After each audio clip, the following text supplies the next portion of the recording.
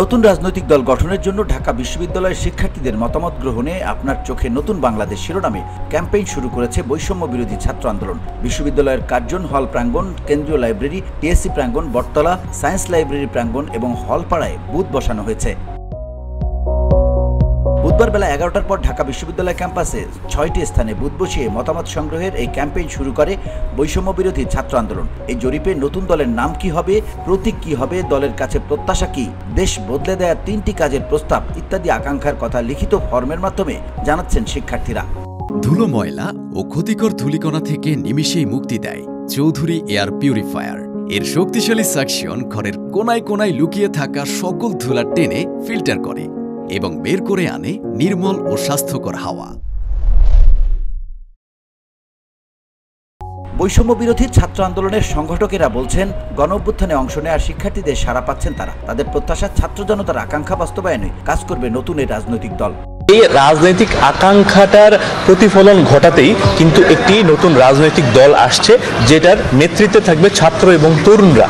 Campaign হচ্ছে বিভিন্ন স্পটে চলবে, 1 সপ্তাহ যাবত চলবে।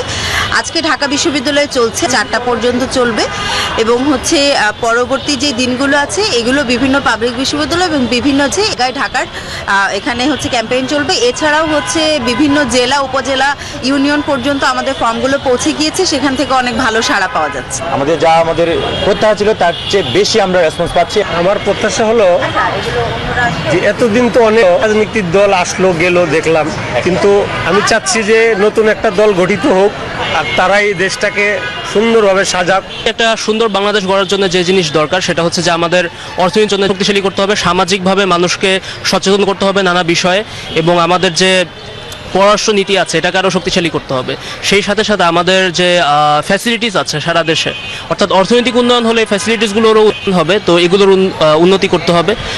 মতামত সংগ্রহের দায়িত্বে থাকা বৈষম্য বিরোধী ছাত্র আন্দোলনের লিগ্যাল সেলের সদস্যরা বলছেন, ৫ আগস্টের পরবর্তী প্রেক্ষাপটে সারা দেশের মানুষের আকাঙ্ক্ষা নতুন রাজনৈতিক বন্দোবস্ত। এই আকাঙ্ক্ষা আমরা সবার চাওয়া অনুযায়ী পূরণ করতে চাই। সেই উদ্দেশ্যকেই সামনে রেখে দেশব্যাপী অনলাইনে অফলাইনে জনমত সংগ্রহের কার্যক্রম পরিচালনা করা হচ্ছে। ঢাকা বিশ্ববিদ্যালয়ের এক শিক্ষার্থী বলেন, বাংলাদেশে প্রথম রাজনৈতিক দল হিসেবে সবার মতামত নিয়ে এগিয়ে যাচ্ছে জুলাই অভ্যুত্থানে বিপ্লবীদের এই দলটি।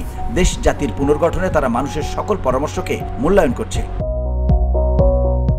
VOD Bangla news desk.